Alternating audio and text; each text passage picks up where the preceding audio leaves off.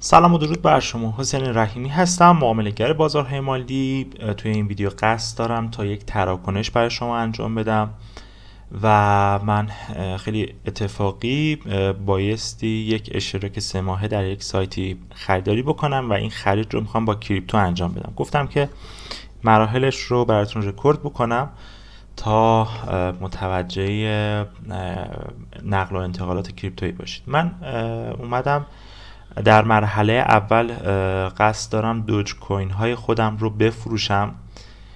خب یه معامله‌ایه که فقط میخوام دوج کوین خودم رو که از تراست والتم ریختم توی صرافی والکسم به فروش برسونم. خیلی راحت اومدم توی منوی معامله و معاملات اثبات رو آوردم. قیمت دوج کوین به تومن رو میتونم از این لیست انتخاب بکنم، ببینم وقتی دارم میفروشم بهترین قیمت خرید همین خریدی هستش که در صفحه اول وجود داره و اسکرولش رو میگیرم تا انتها میکشم و گزینه فروش رو میزنم.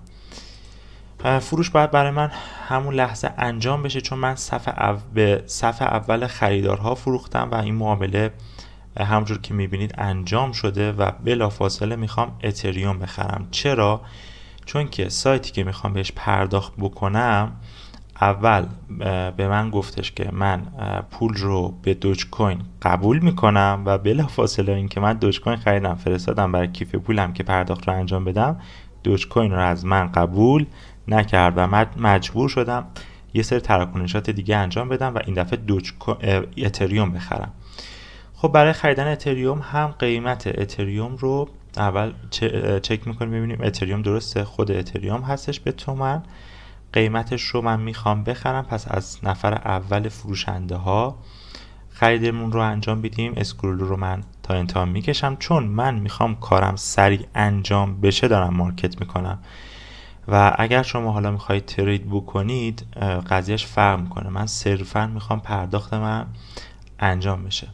گفته که خب یه نوتیفای داد که حداقل مقدار معامله در این پایه باید انقدر اتریوم باشه، یعنی یک ممیز 5 تا 0 باید باشه. یک مشکلی اینجا وجود داره که اجازه، خب این تتر هستش، اجازه معامله به من نمیده. من باید پایم رو عوض بکنم و اتریوم بخرم به تومن. میام این بالا تومن رو میارم، خب اینجا ETH رو سرچ میکنم، اتریوم تومن رو میارم و این دفعه خیلی راحت کارم رو انجام میدم. این ویدیو رو خیلی یه دفعه‌ای شد و گفتم بذار یک بار که دارم این کار رو انجام میدم برای شما رکورد بکنم.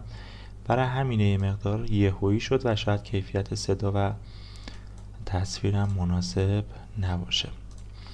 تایید سفارش رو میزنم، سفارش من انجام شد و الان توی کیف پولم من احتمالاً اتریوم های خودم رو دارم و میام از اینجا برداشت رو میزنم، برداشت کوینم رو میزنم و میگم که اتریوم میخوام بردارم. نوع شبکش ERC20 رو انتخاب میکنم.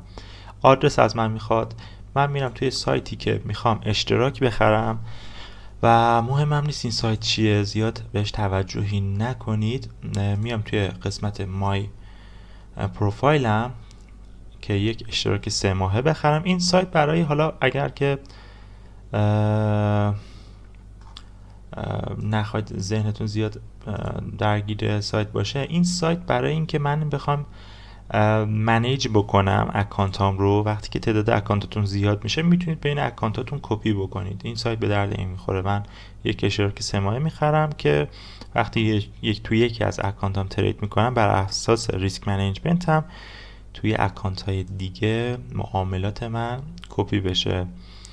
خب میاد از من یه سری مشخصات میخواد که اینجا گفته تکسش یا همون میشه مالیاتش هیچیه. من اینجا گفتم که توی ایران هستم.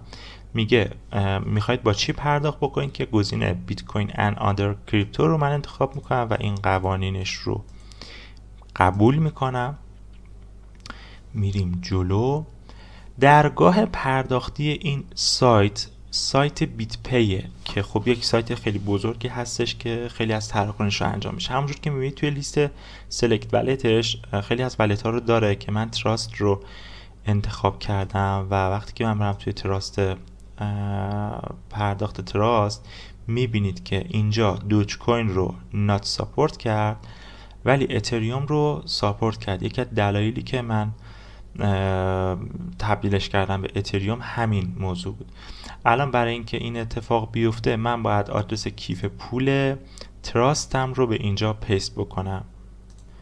فقط نکته‌ای که خیلی مهمه اینه که وقتی که دارید آدرس های کیف پول رو کپی میکنید حتما چک بکنید که یه وقت آدرس رو اشتباه نزنید. ببینید اولش رو میایم چک میکنیم 0x76051 آخرش هم چک کردم. همه اتریوم هام رو درخواست برداشت میکنم برای کیف پولم که ERC20 هستش. ببینید من اگر بخوام توضیح بدم چه اتفاقی افتاد، من میخواستم یه پرداختی رو انجام بدم به بیت پی که فکر میکنم 3-4 بار این اتفاق افتاد. اول رفتم تومن ریختم توی صرافی ایرانیم، بعد دوج کوین خریدم فرستادم توی کیف پول تراستم که بیام پرداخت بکنم.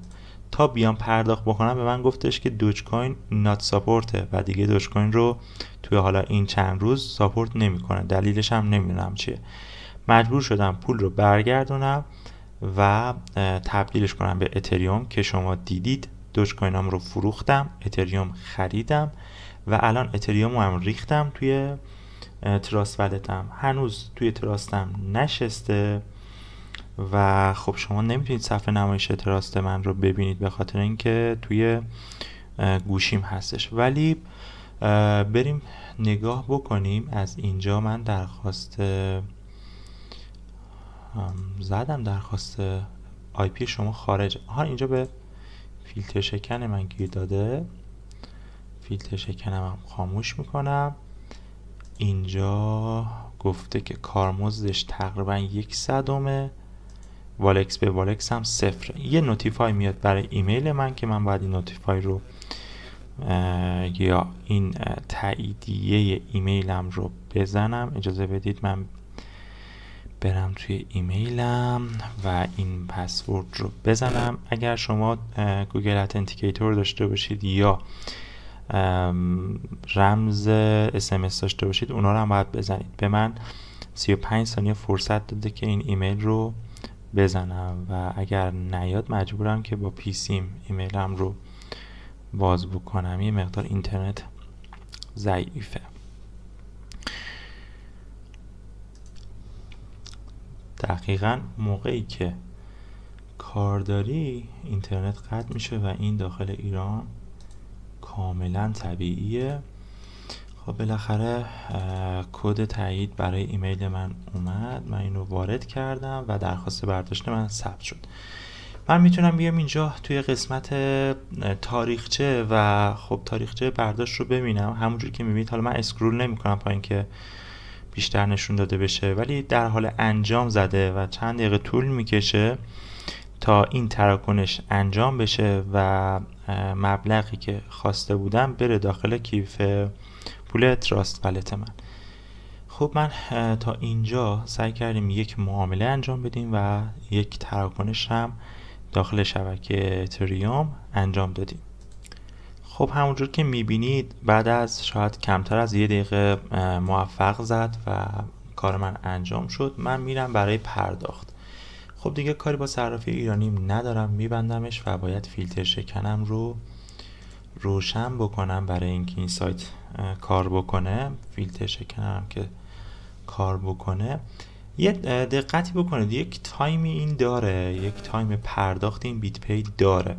من دفعه قبلی که حالا چند ماه قبل بود که اشتراک خریدم ازش اومدم تراکنشم رو تا انجام بدم، رسید به دقایق آخری و پرداخت رو که انجام دادم از من قبول نکرد. پول کم شد از کیف پولم ولی پرداخت رو قبول نکرد. این باعث شد که خیلی من اذیت بشم و کلی با پشتیبانیشون صحبت کردم تا پول من رو برگردوندن.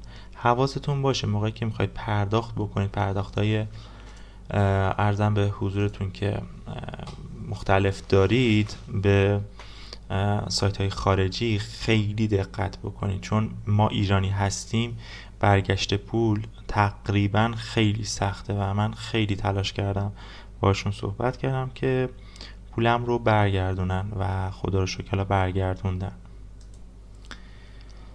خب اینترنت یه مقدار داره اذیت میکنه. من اشتراک 3 ماهه فکر میکنم که نتونم بخرم، به خاطر اینکه همین تراکنش هایی که انجام دادم مقدار دلاریش کم شد و مقداری که احتمالاً بخواد بیشتر باشه و برای اینکه متوجه بشیم دوباره باید این مراحل رو انجام بدیم.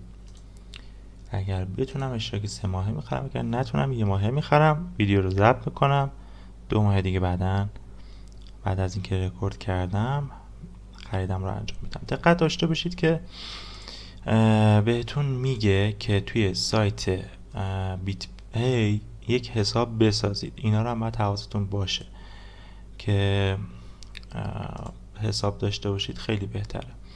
خب اینجا به من یک QR کد داره به میده که میتونم با اسکن این QR کد هم با گوشیم خیلی راحت آدرس کیف پول رو داشته باشم، همین که مبلغم باید برام بزنه.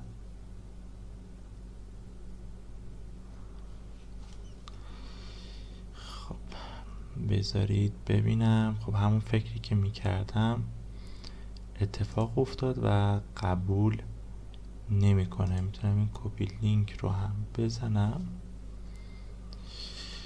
یه بار دیگه، اسکن میکنم.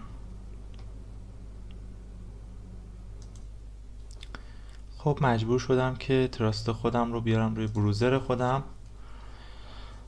کانکتش میکنم و مبلغی که باید ارسال بشه رو خب که الان انتخاب میکنم و تراکنش من انجام میشه. از من داره نزدیک به 19 یورو اتریوم میگیره که خب یه تایم اکسپریاش هم داره که تایم تموم شدن هم داره که داره به من نشون میده و من این تراکنش رو انجام میدم و اینجا هم قبول میکنم.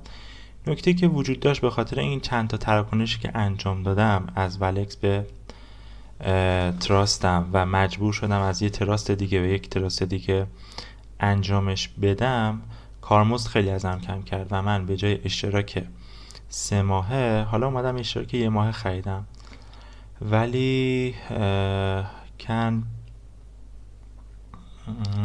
ارزم به حضورتون که خب میخرم دیگه دوباره، به خاطر رکورد ویدیو بود، چه اشکالی هم نداره. من سعی میکنم از این صفحه هم یه اسکرین شات بگیرم و برای خودم نگه دارم که مشخصات واریزی و پرداختیتون هستش که بهتون داره نشون میده. ساکسسفول شد و میریم سراغ بلاک چینش و این هش ترانزکشن شماست. ببینید این هش رو من کپی میکنم، این کپی رو هم ارزم به حضورتون که چیکار میکنم برای خودم توی کانالی که دارم که حالت کانال مالی داره میفرستم تا بدونم که چه اتفاقی افتاده.